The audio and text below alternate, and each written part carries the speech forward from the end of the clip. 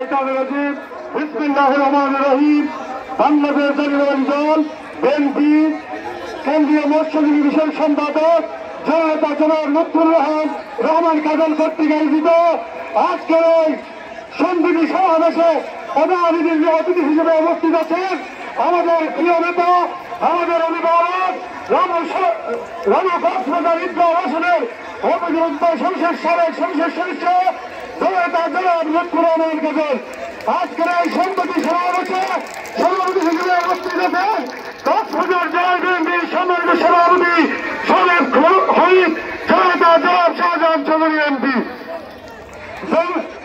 প্রিয় সমাবেশ, আমরা এই 5 তারিখের পর থেকে আমাদের বাড়িতে শান্তিপূর্ণভাবে ঘুমাতে পারছি, শান্তিপূর্ণভাবে ঘোরাফেরা করতে পারতেছি।